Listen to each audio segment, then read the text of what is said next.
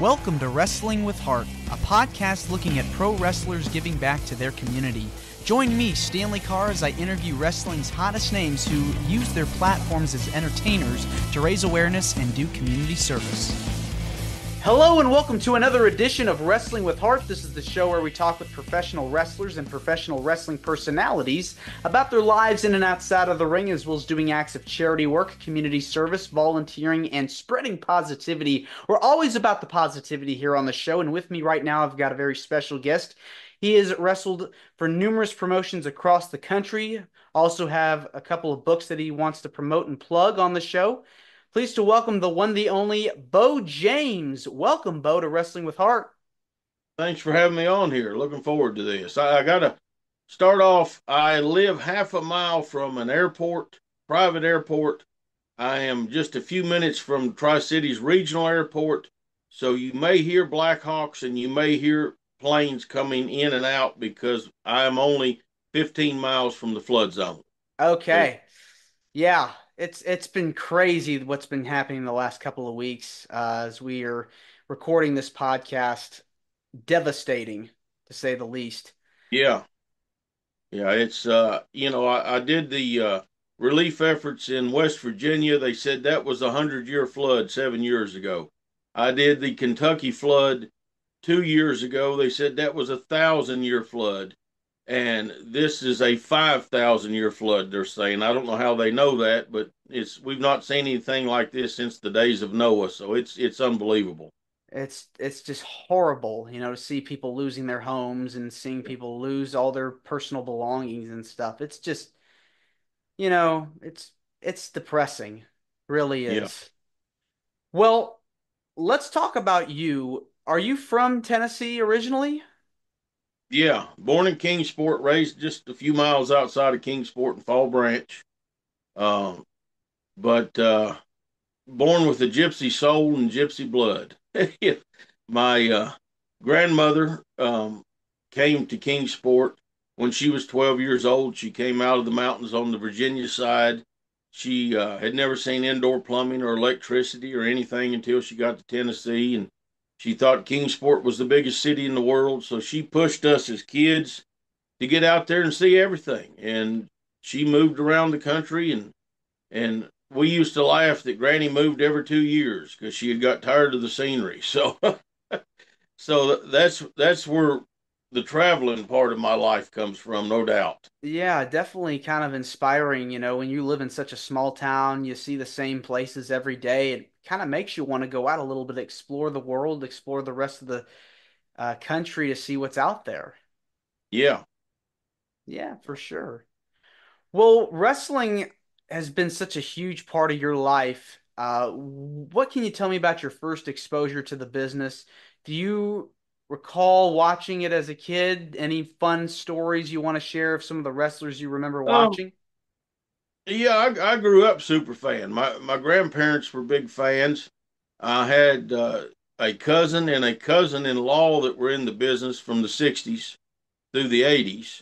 Um, Zach Murray was a referee for Ron Fuller and for Jim Crockett and a few other territories. He also wrestled a little bit. Melvin Johnson wrestled a little bit, ref for the Crockett's and Nick Goulas and Fuller and Kazanas and all those guys. So I used to see them on TV as a kid, and they would tell me, "Hey, that's your cousins right there." So I always wanted to be a wrestler. I knew that's where I was going to end up. I knew there was no other focus in life. There was no other goal in life. There was nothing. I knew at 6 years old. Actually, before that, I knew it before that. But in kindergarten, I stood up and told everybody I will be a pro wrestler, and everybody laughed. And years later, my nephew brought me to kindergarten for show and tell because I was the local wrestling star here on TV, and none of the other kids had a uncle that was wrestling on TV. So, and he had the same teacher. That one of the first years she taught, she had me. Her last year was teaching Zach, and she told me out of ever how many years it was, and ever how many hundreds or thousands of kids, I was the only kid that ever stood up in class and said, "I will be this," and became that. That's So pretty awesome. I've known all along. I've known since probably infancy that I was going to be a pro wrestler. Where we lived, we got the Knoxville wrestling, we got Mid Atlantic. One was on the local NBC, one was on the local JHL. I didn't see cable TV until I was probably 7, 8 years old.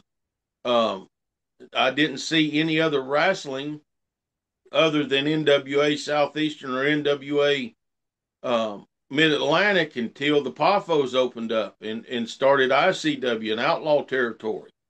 The first time that I saw the WWF, I was at my grandparents in Virginia. They lived up in Northern Virginia, and we went up there one summer, and I saw it.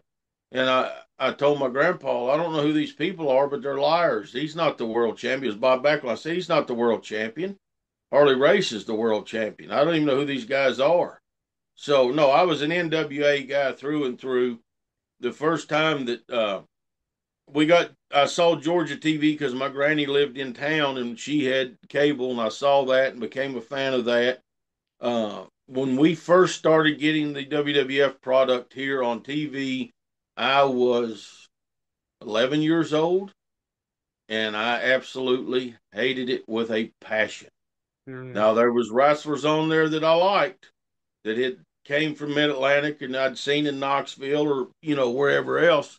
Um, but no, my love of pro wrestling is Southern pro wrestling, Memphis, Georgia, Mid Atlantic, Knoxville, of course, and there was territories here that most people don't even know about. Kingsport was its own territory Hmm. until 1975.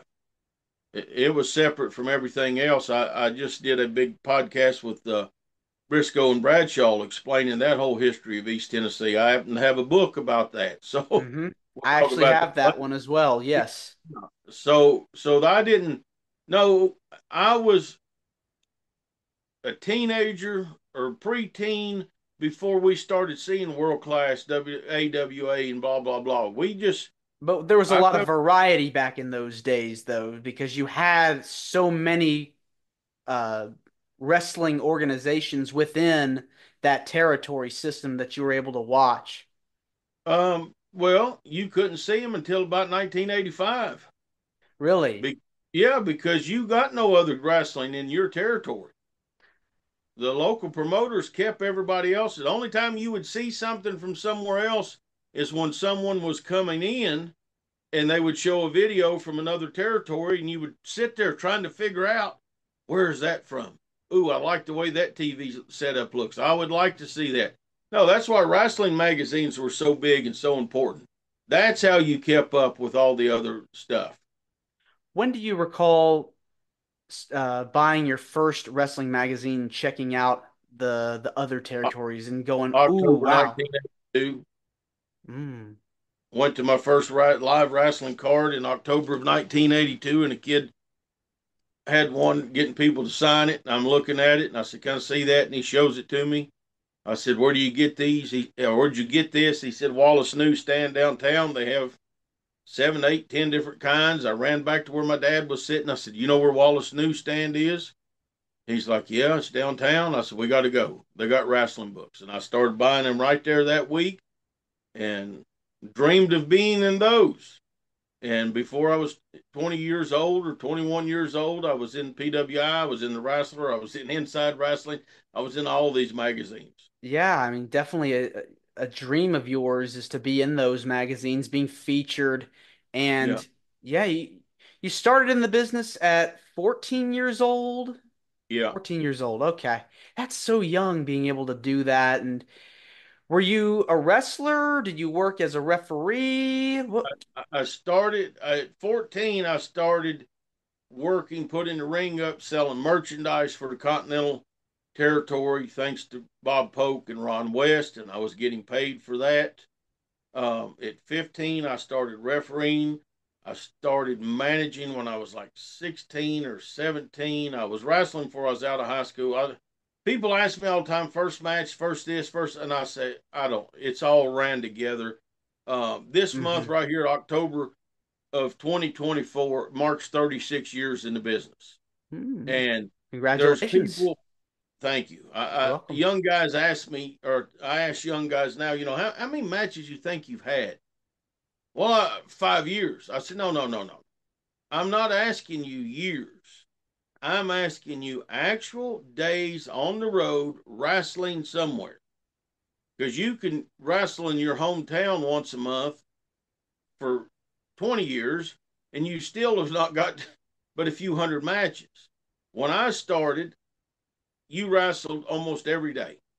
A lot of times you wrestled every day. When I went to Memphis, you wrestled every day and twice on Saturday and sometimes twice on Sunday.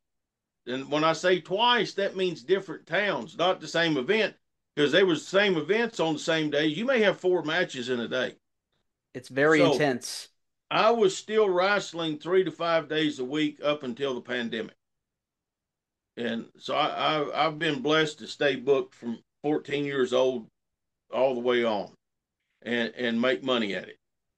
Yeah, I think that it really takes a lot of dedication have the drive to really be a professional wrestler and There, there was knowing at 6 years old I want to do this and actually getting into the business. I mean, it really says a lot.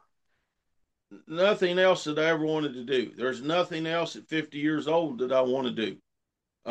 I'm just coming off a 3 day loop where first time since the pandemic, I've wrestled 3 days in a row.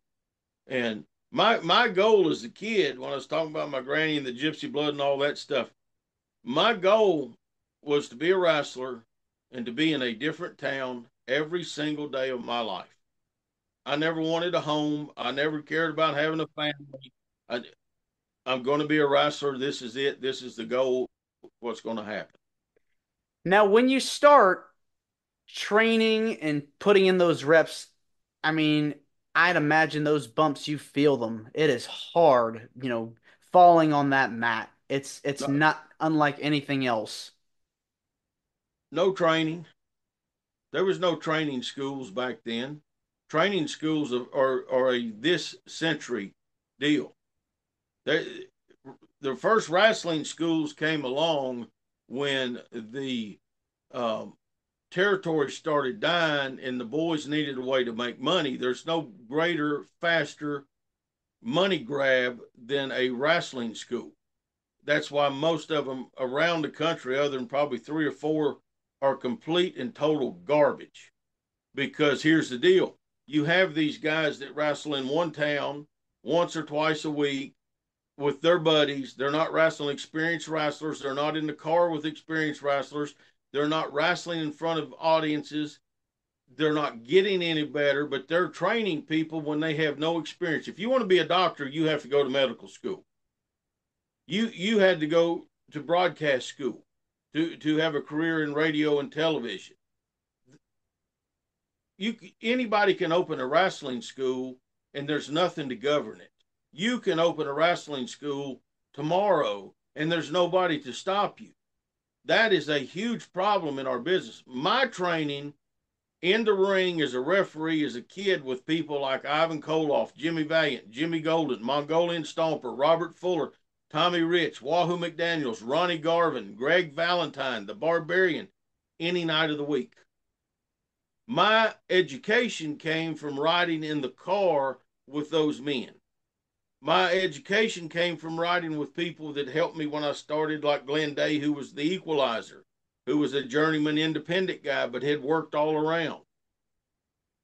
Wrestling schools, you can learn how to take a bump. You can learn how to grab certain holds in a school. You cannot learn how to work. You cannot learn how to be a wrestler until you are in front of an audience in the ring with an experienced veteran that can teach you. So back in the day, as you had mentioned there weren't any wrestling schools when you first started. Just No, learning the basics. You're there. You're learning how to ref, you're learning how to do all these things. Tell me about the first day when you had to ref a match, because that is just I mean, with no experience beforehand, that's got to be stressful. no, wasn't stressful at all. I'd been around the business.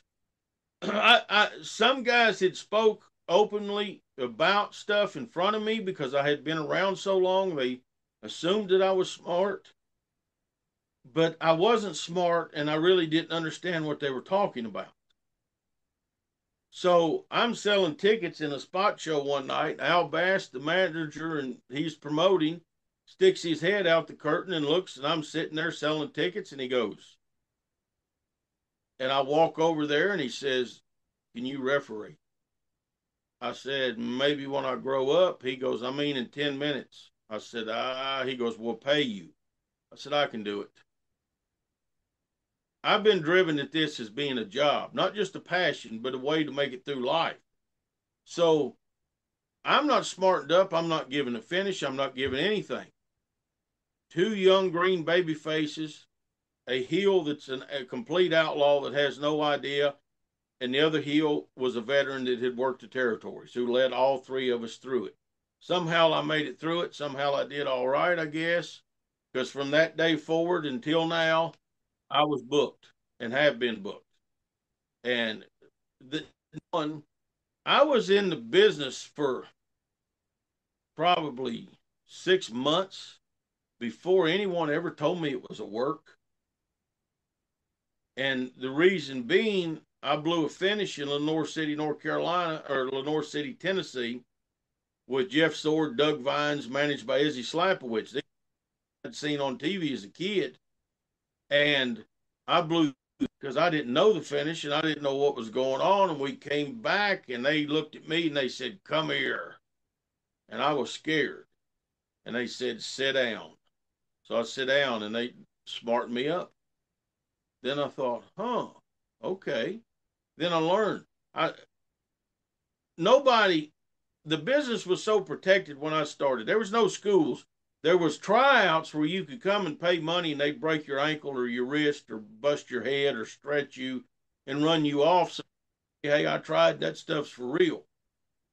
You had to be born recruited for the business, or you had to be like me, be around so much that you gained the trust of the people to be put in the business. That's how I was in. Because, like I said, guys would speak openly about stuff, and I would have no what they were talking about. Till a year or two later, I'd be going to a town, and I go, "Hey, wait a minute! I heard him, and I know now. I know what he said." No one ever taught me how to speak Carney. Nobody ever taught me how to speak wrestler. I learned it from listening. Young wrestlers out there, here's advice: sit down, shut up, listen, and you will learn. I as a young man, I surrounded myself with territorial people to learn. As an older guy now, a middle-aged man, I surround myself with young guys and girls because they're still teaching me, but I'm teaching them, but I'm learning their ways. Same passion, different thought process, and they don't speak the language of a wrestler.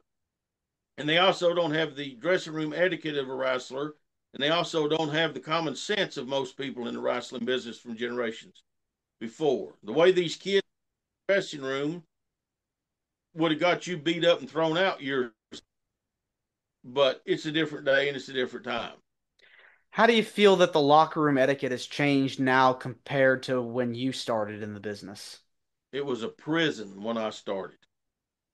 The prisoner with the most time sat in the furthest corner to the left from the door. That way he could see the entire dressing room and he could see the door and he could hear everything possible. Now, the guys with the next most time sat in that corner. Next most time sat in that corner. And all throughout the night, they looked at each other. They're policing the dressing room. Young kids are in the middle, so everybody's eyes are on them. You didn't speak. You didn't run around. You sure as heck didn't bring your wife, girlfriend, boyfriend, kids, anything else in that dressing room. And it was a place of business. And you held that. You didn't sit in anyone's chair. You didn't dare touch anyone's stuff. You didn't move anything. I see that all happen now in dressing rooms everywhere. Well, when you finally broke out as a wrestler, becoming a professional wrestler, what were those first few matches like? Learning, but I had a heads up because I had already refed thousands of matches with some of the biggest territorial stars in the world. So I already had that education. I was already above. Um, I had already been beat up and stretched by people like Wahoo and Garvin and Valentine and those guys doing the carnival tours every summer. Um, but I wrestled a lot of old time guys early on. I also wrestled a lot of young guys. So it's just education, and it's learning and taking your bumps and in time. Rome's not built in a day. It takes years to learn this business. Now it takes a lifetime to learn this business because it's all different and it's all changing and it's forever changing. Yeah, and it's going to keep continuing to evolve. To you, what makes a good professional wrestler? I come from a different time and place. To me, a good pro wrestler wrestles every day. He and here, wife's birthday, you're booked, you wrestle. Kid's birthday, you wrestle. Sick, you wrestle. Hurt, you wrestle. Someone dies in your family, I'm sorry, you're on the road. There's nothing you can do about it. Make the town. Always make the town. That's what was taught to me from day one. And I was told by many old time guys, if there's ever a day you want to do anything other than this, get out, never come back. You don't love it enough. That was the mindset. That's what we were taught. Now guys want to take off to go to concerts or to go to this, or it's their kid's birthday. And I see that. I didn't see it for many years. I see it now. I wrestled. I've only missed in 36 years. I think there's 5 Thanksgiving nights I've not been at wrestling, and 3 of them have been the last 3 years. Mm. Uh, I used to wrestle 2 towns on Christmas, one in the afternoon, one at night. I wrestle 4th of July. All holidays are big days for wrestling. Young guys don't want to do that now, and they don't understand those are the biggest nights of the year. Thanksgiving and Christmas night, traditionally through the territories, were the 2 biggest nights of the year. But it's all different. And it's me having to learn their thought process and them having to deal with my thought process because it was preached to me and beat into me. When you become a wrestler, all normalcy of life is gone. You have none. It's this business above everything else, above everybody else, above your own well being, above your own health, physically or mentally. You're booked, you're there because somebody may come to see you and they spend their money to see you and you're not there, they may not come back.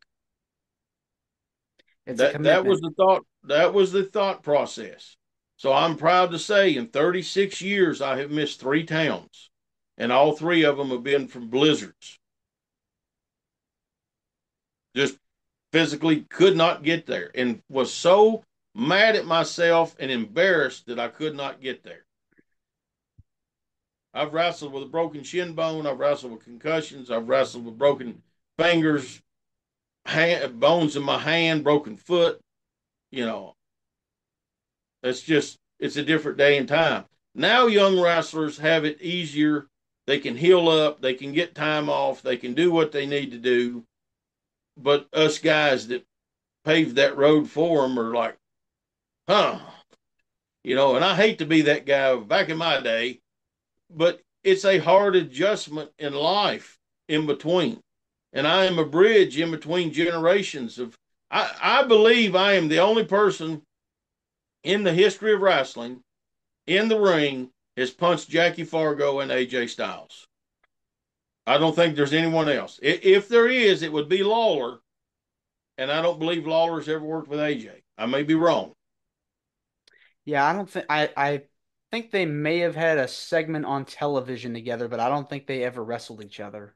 Yeah. So I am definitely a bridge between generations.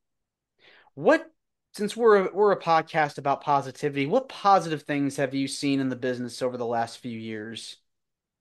The last few years, uh, let's talk pandemic. We lost our minds in the pandemic Yeah. because we're always on the go. We're always going. People don't realize how many miles a week wrestlers do. And there's still this misconception out there of independent wrestlers wrestle on the weekend, nothing else, and they wrestle close to home. No, those are 40-miler play wrestlers. The ones of us that was out there making money and traveling and going and staying booked, we were gone 3 to 5 days a week. I was riding with the Heat Seekers the last event before the shutdown. I got out of the car and it was like 3 in the morning, Sunday morning, Saturday night. And I said, "Hey boys, I'll see y'all Tuesday." I didn't see them for over a year because everything shut down that week. So it's hurry up and sit still. I can't tell you how many wrestlers fell apart, needed surgery, needed this, needed that.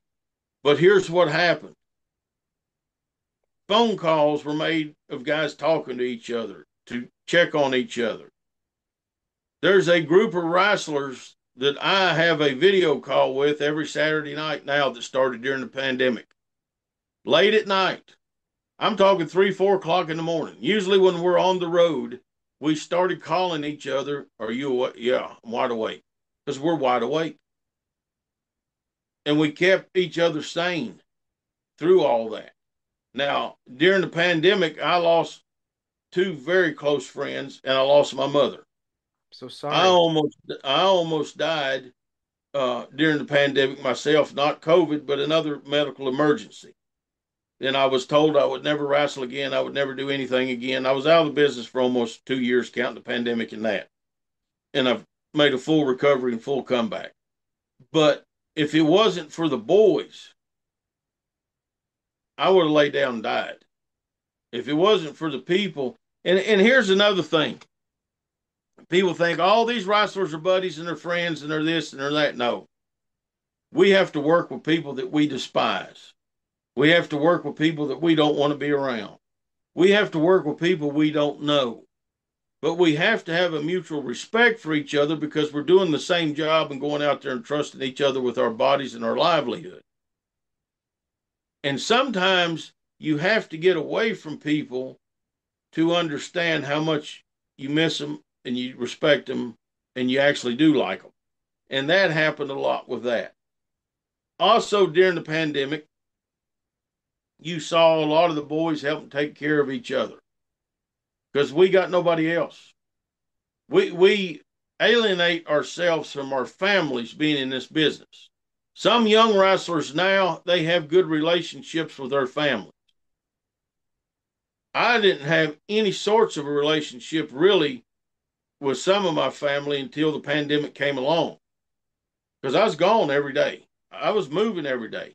I can't stand to sit and listen to someone talk about their daily life at their job that they go to every single day at the same place doing the same thing. It's mind numbing to me. Yeah, I it don't gets tiring. I don't understand it.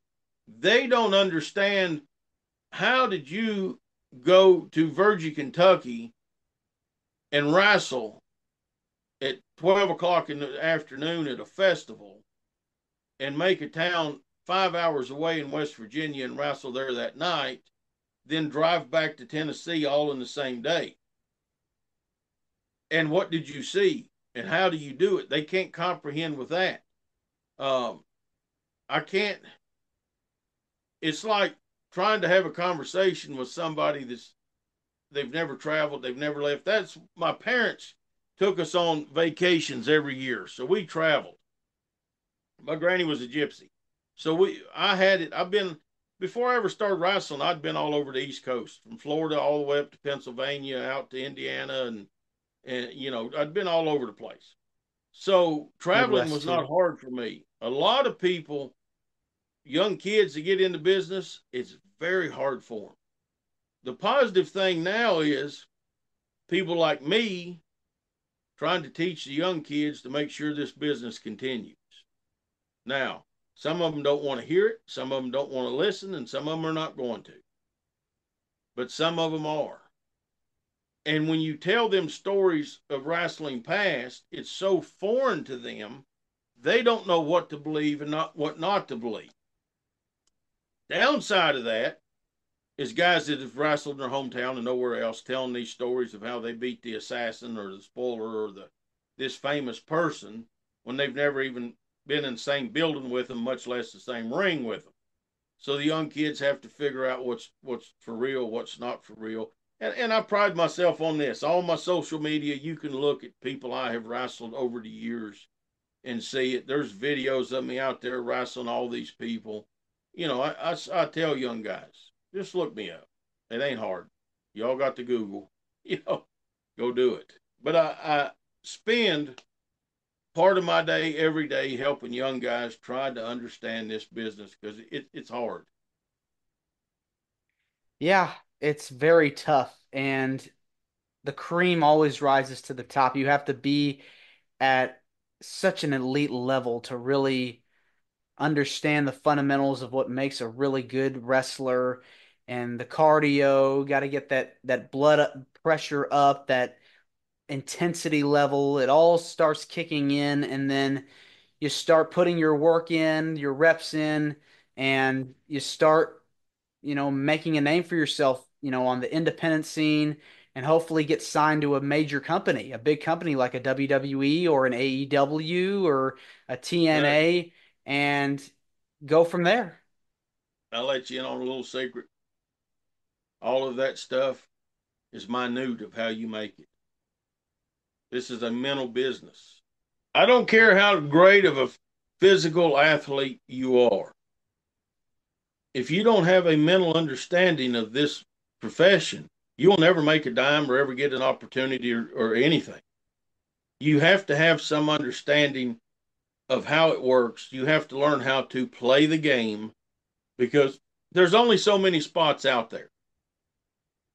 I mean, really, truly, how many top spots are they? How many contracted spots are they? A couple hundred with all the promotions? Yeah. 1,000 wrestlers, supposed wrestlers. What separate? And that's what I teach. What Tom Pritchard teaches people. What separates you from everybody else?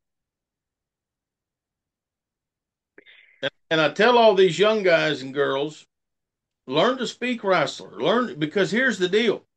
Everybody working in that office, Bruce Pritchard, Michael Hayes, even to the Performance Center with Steve Carino and those guys, they all come from the same world I come from. They come from the territorial guys. You think they don't speak wrestler? Corporate people may not like it, but if you was able to open up with a wrestling phrase, you think you ain't going to get over with them? Right, you are. And it's just, I don't, I've had kids in the last year and a couple of months. I've had several get NWA matches. I've had two get invited to a WWE tryout thing. I've had one on AEW. So connections. I know people that wrestle everywhere. I know people. I wrestled with a lot of people that are now office people for big promotions. And my promotion, Southern States Wrestling, it's been running for 33 years. Now it's how I give back to the business. It's a training tool. We do weekly episodes. We shoot with multiple cameras so they know to work this camera and that camera.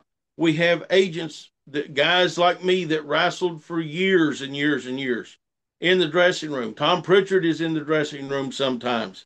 We just had an AEW producer at our event a few weeks ago. So we have people there to talk to them and to teach them and help them lay matches out and do all the stuff. And do we have the budget of Billy Corgan? No. Do we have the budget of a lot of these other big top independent promotions? No. We have a great sponsor, Dalton Direct Carpets and Flooring of Kingsport. Big shout out. But it's a place to learn to get you ready for the next level. It's a place to learn to get you ready if an opportunity ever comes. And we're going to test you and we're going to push you and we're going to see if you have it or not. And we're going to try to mentally break you at times to see how you react because you have to have all those tools to make money in this business. You have to have it all. And a lot of young people don't understand that. They think, oh, I'll get hired and I'll just wrestle on Raw on Monday night and that's it. They don't understand you get sent to the Performance Center for months, maybe years to learn the WWE style. They don't understand the hours you have to put in. They don't understand that they will be away from their family. So you have to try this generation and teach them some of the old ways, learning the new ways ourselves, but it's still the wrestling business. Mm-hmm. And it's it's at 5 years old in kindergarten when I said I am going to be a wrestler. I meant it. I became it. But the goal was a different town every day, and this never ends. What made you decide to start up the wrestling promotion, Southern States Wrestling? I started it when I was 16 years old because the territory that was here had shut down. There's some outlaw wrestling with guys that wrestled here, nowhere else, never traveled, never learned, never did anything, poorly trained. There was some young talent here that nobody would give an opportunity. So from day one, even when I was a teenager, starting till now as a middle-aged man, it's been about young talent. There was a few years in there to where I got to where I hated the wrestling business. And I didn't want young guys and girls around me. I couldn't stand them. I couldn't because they didn't speak my language. They refused to learn our language. They refused to learn our ways. What made me fall in love with wrestling again is my little grandnephew who's 7 years old now, my little grandniece that's 6 years old. They love the modern product because that is the wrestling of their childhood. And the greatest wrestling of all time is the wrestling of your childhood. Mm-hmm. I watch through their eyes. I watch them get excited. Do I understand everything? No. Do I like everything? No. But there's a lot of great stuff out there that I see that I do like. Um, I don't run to social media and bury it. I don't run to social media and go, why do they do this? Or I would do this. And here's why, Stanley. I don't work there. I don't know what's coming next. I don't know the guide of where they're going. I don't know what they're doing. So how does these idiots at home know to where they got to run and go, well, they did it wrong, or they did this wrong, or they did that wrong? No, you don't have a clue what they're doing. Sit back, enjoy it, be a fan. You know, your armchair quarterbacking. You play with a Nerf ball out in the yard with your buddies on Saturday. Now you think you're an NFL quarterback or coach. Same thing with these guys that think that they have a clue of what AEW, WWE, or anybody else is doing. Yeah, that's the thing. It's just like the one cool thing about wrestling, especially back then, was that you were left with a cliffhanger after the end of the show. Like, what's going to happen next week? You know, if you see a surprise angle that happens, you want to tune in next week to watch what happens. Yeah, I my fandom in youth was you had to go to the arenas to see what happened. You watched the TV, that was a commercial to get you to the arenas. You know, which is a foreign aspect now because everything streamed around the world and in a matter of seconds, you don't have to go anywhere to see it. It's very Uh, accessible. yeah, it's a whole different world. It's a whole different processing. Hmm. Uh, People like to say wrestling is evolving, but is it? It's changing. It's forever changing, but is it evolving? You know, Nick Goulas had 100 full-time hired pro wrestlers in Nashville, 52 weeks a year for 40 years. Now that's one territory. Crockett had about the same in Charlotte. Atlanta had a crew. Louisiana had a crew. Kingsport had a crew. Now there's three places to go. I don't find that involving where there's less jobs than ever, but I find it fascinating that there's more money than ever. You know, it's a different world, and a It lot of people cannot handle the changes, and they walk away and they stay away. Me, I'm a lifer. I am a lifer. I will be in wrestling until they put me in the ground. And the Lord has blessed me with it. To go back to something else you asked about, to where today I was able to hand over a good sized donation from 3 days on the road from my uh, merchandise sale to help flood victims. I can do podcasts like this and people will listen because they know who I am from other podcasts. Mhm. And I can say, hey, East Tennessee's in trouble. Western North Carolina's in trouble. There's hundreds of people dead. There's still dozens of people missing. We need help. And people listen. Many people, because of my social media, have donated to the right place, not the Red Cross, not to FEMA, but to the right people to get the job done. Every year, we do a fundraiser for Hunger First, and it's in my mother's name because my mother was very involved with Hunger First in Kingsport. It's a group to feed and clothe the homeless and needy of our community, our home community. And there is a major homeless problem in this market because it is boomed, just like Nashville, where you're at. People Mhm. can't afford to live. No.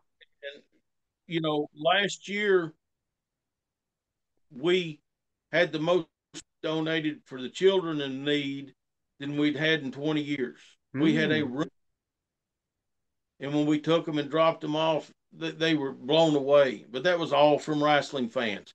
We took box after box after box of food. We took, I don't know how many new jackets and gloves and hats and underwear for people that need it. You can't always take from the wrestling business, and that's something that's missing nowadays from this young generation. And I'm not trying to make this generation against generation. It's something that was lost along the way. It's not their fault. That's why I always pitch to them, you've got to be involved in the community, because you can't just take money from people. You can't just take everything. You have to give back. That's why we do all through the years through my promotions. We've did fundraisers for fire departments, children's hospital, uh, Northeast Tennessee food banks, drives, toy drives, school teams, Cub Scouts. We any nonprofit. If you're an East Tennessee nonprofit listening and you need a fundraiser, I'm the person to talk to because I will help you make money for your civic organization. And I love doing it. And I love doing the fairs and the festivals all over Tennessee that we do in Virginia and Kentucky. And you know, I love these mountains. A few years ago, myself and Daniel Richards went viral, and we ended up on CNN and Fox News and BBC and CBS Evening News. We ended up on all this major international coverage. And Jim Axelrod came and spent a couple of, and he said, "Hey, you're a part of these mountains. The mountains are a part of you." And I had never really thought about it, but I do, and I am.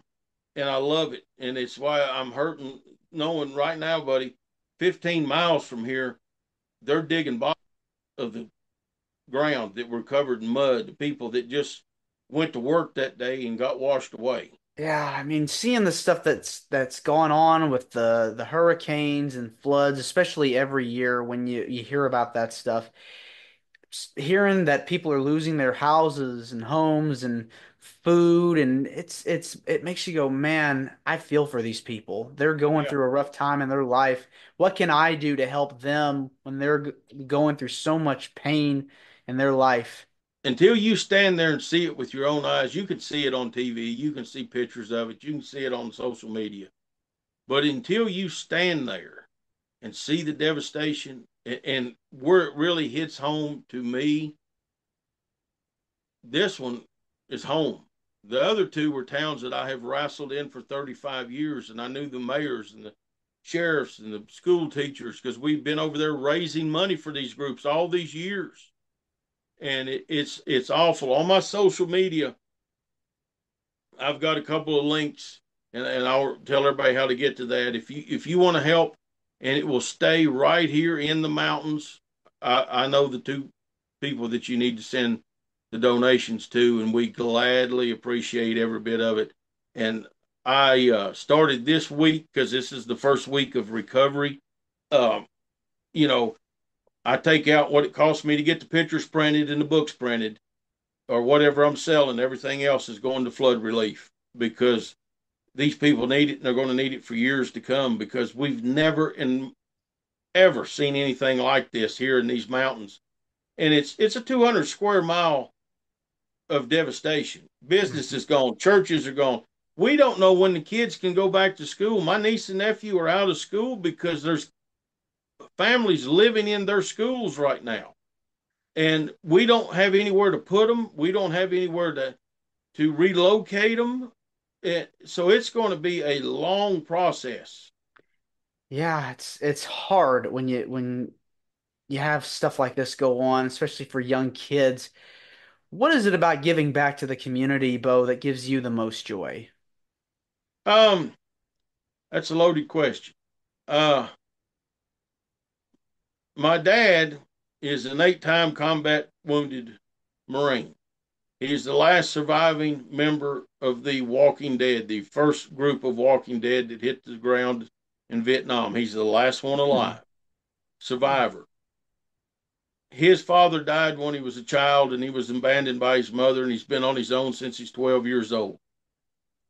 And my dad's a rough guy, and he's a tough guy, and if you just know him now, he's a little old man, but if you knew what he was. And I remember being like kindergarten, first grade, somewhere in there, and my dad had started helping the Marine Corps with the Toys for Tots. And I went with him a couple of times when they took the kids their toys. And I didn't fully understand it at that age, but I knew it was something. And I knew it was something of great importance. My granny that I talked about grew up in a sharecropper shack until she moved to Tennessee when she was 12 years old. She grew up with nothing. She didn't know of anything until she made it on her own.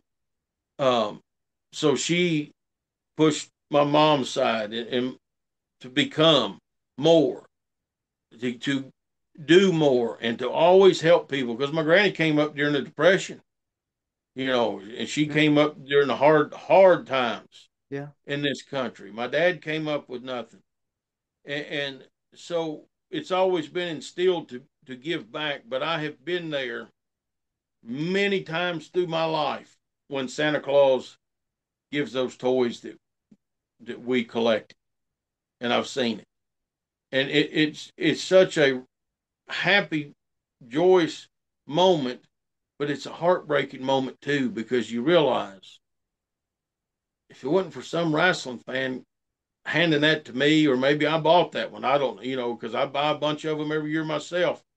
But if it wasn't for what we did, and I'm not saying this to get any kind of credit, because it goes to the people that help us do these events every year, but you realize no one else stood up, no one else stepped in, no one else gave, no one else is standing here now. If not me, then who? If not us, then who? And I sit here last Sunday. The floods came Friday. I had to go wrestle Saturday. We knew the floods. We knew about them. We didn't know how bad they were till last Sunday when we started getting the videos and getting the stuff.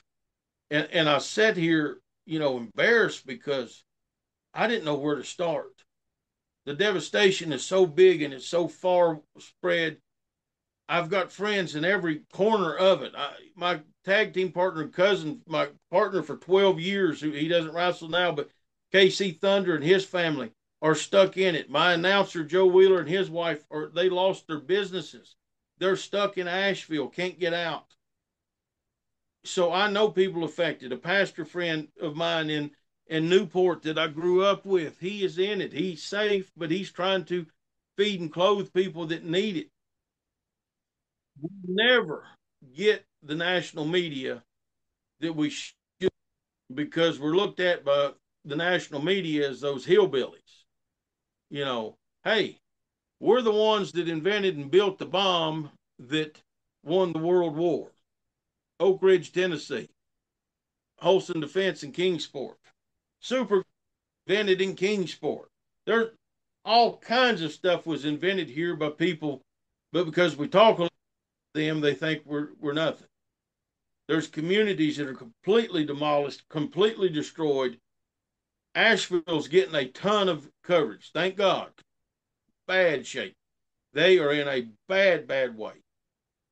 But there's towns here, all the focus is on Irwin. There's no focus on Chucky. There's no focus on Bumpus Cove. There's no focus on Trade, Tennessee. There's no focus on Roan Mountain. These towns, Heaton, North Carolina, Newland, these towns are demolished. They're gone. 200-year-old buildings and homes washed away. Schools going to have to be tore down. Businesses gone. There's no normalcy for these people to return to, and I would say many of these communities will never be again. And they need help, and that's why we got to do it together. The positivity you talked about, I'm a true believer in Jesus. I'm a true believer in prayer. I'm a true believer in miracles. I am a miracle. That I was told right after the pandemic, I'm a dead man walking. I'll never wrestle again. I'll never do this again. You're going to die. Not once, not twice. 3 different doctors told me that. Mm-hmm. Year and a half, not one, not two, but all 3 doctors signed papers for me to go back to wrestling. Said, you're a miracle. And so I believe in it. I've seen it. East Tennessee, Western North Carolina needs prayers and they need help. And anybody that wants to help, reach out to me. I'm very easy to find on social media. King of Kingsport on X, King of Kingsport on Instagram, Pro Wrestler Beau James, Beau. That's how I spell Beau. On Facebook, send me a message. I'll send you the link right away. Yes. You know, Yes, please and do. it will stay in these mountains. It's Samaritan Purse, Franklin Graham's group, and it is the Sullivan Baptist Relief Association. And folks, here's how I know it will stay in where it needs to go. Here's how I know they do the job. Here's how I know every dollar you give will go to help them. I've been on the ground with them. I've been in recovery in Kentucky and in West Virginia and those horrible floods there. You take both those floods together, they do not match what East Tennessee is facing right now. Yeah. It's, Yeah, I mean, every little bit helps, We all need care and love and it's the support just goes a long way. Before we close things off, just want to ask you a couple questions. You've got a podcast yourself. Let's talk about how you got started up with that. I've had a Patreon podcast for several years where I do one. It's $2.99 a month. I tell one or two. I do one or two a month episodes, and it's just me talking about life in wrestling. So if you, Patreon.com/King of Kingsport. But I've just started one with John Boucher. John is also the co-host of Charting the Territories. Mhm. John lives in New York City. John also does research for Dark Side of the Ring and a lot of other stuff. John don't like everybody knowing what he does. He doesn't get nearly the credit of what he does for. But I've had this idea about this podcast of how outlaw wrestling was. We weren't called independents back in the day. We were outlaws because we were running against the main wrestling promotions there. Yeah, It's the changed. big promotions. Yeah. So it's a history of that. We don't cover anything past 1999. So it's 99 and before of how outlaw wrestling was, how independent wrestling was. Lots and lots of research goes into this. That's why it's not every week because we don't have the time to do it every week. We're trying it right now to do it every 2 weeks to see how that goes. You'll get some interviews. We just had Bob Smith, who worked for Pro Wrestling Illustrated, on. Bob created the PWI 500. So we go through that whole process, and I explained to him how it changed my life and kept me booked with all that coverage that I got in it for all those years. Um, but we tell some insane stories of how wrestling used to be back in the good old days. Outlaws to independents. We're on most every platform now. It's still growing. We've not got on to Apple yet. They said I got to have 8 episodes before I can get on the Apple podcast stuff.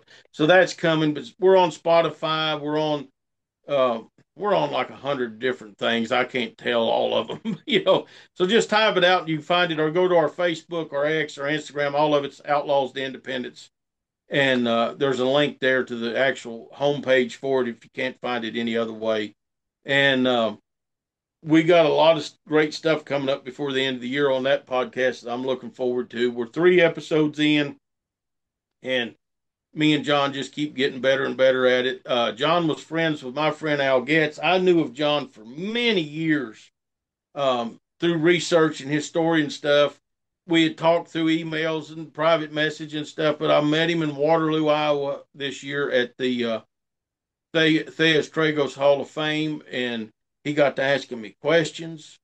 And I said, "This is the co-host right here." And I said, "Hey, you want to do another podcast?" And he's like, "Yeah, sure." So that's how we got started. So cool. So yeah, and then I'm always like a guest on different ones. And if anybody's got a podcast that has messaged me saying, "Hey, can you do this?" And I say at some point, yes. Let me explain to you. It's taken Stanley a year to get me on here. I'm so busy, and we've had this date booked for weeks and weeks and weeks. When I finally said, "Okay, I got this Sunday open, I can do this," Yeah. not expecting the floods and everything that came. But a lot of podcasts out there that I will do, some I won't do. But if you'd like to have me, you can just message me, and at some point we will make it happen probably. And always, let me plug this: kingofkingsport.com. You can get my books at any time. Do you want to be a wrestler, kid? This is my how I started at 14, how I started in the ring at 15. This takes you first through the first probably 25 years of my career. Then I've got It Takes All Kinds of People, Places, and Events that Make Pro Wrestling. That is just 25 years of short stories of life on the road. And then this is the big one. Don't miss this: The History of Wrestling in Kingsport. I've got It that gives one. Okay, well, the 1950s book is coming very soon, and the 1970s book on Southeastern will debut in July next year in Waterloo, Iowa. But you can get them at kingofkingsport.com. I'll take the publishing fee out, I will take the shipping fee out, and the rest of it for the foreseeable future will go to flood relief. So if you want to help it, you like it. You also can get them on Amazon. You can get them on Amazon Kindle. Everywhere you can get them, it helps. And I always have them in the towns that I'm at. And, I sold out. I had a box of books last night, and I sold all of them in the town that I was in. So I was able to just take that straight to the Baptist Association today and say, "Here, put this with it and use it for whatever you need it for." So, Well, Beau, this has been wonderful getting the chance to speak with you. It means a lot to me and to my listeners. And I just want to say thank you so much for coming on here. And you're more than welcome to come back. okay, I'll try to come back in a few months and update you on how everything is going here. Let me throw this out. If there is anybody listening, if you don't live in the areas that are hit and you're not delivering or helping, don't go. Don't go. There's so many sightseers coming to look at the devastation. And here's what I ask all of them when I talk to them: if that was your home that went down the river, would you want anybody standing there looking at you? If that was your family member that they're still looking for, would you want anybody standing there gawking at it? So if you're not part of the solution, you are definitely part of the problem. And if you're coming up here or going to Western North Carolina just to look at it, you're in the way. You're keeping somebody from getting something done. So just stay home until they can get us cleaned out and cleared where we can get in there. But if you're going to help, jump on it. Go now. and keep going because it's going to take years to rebuild.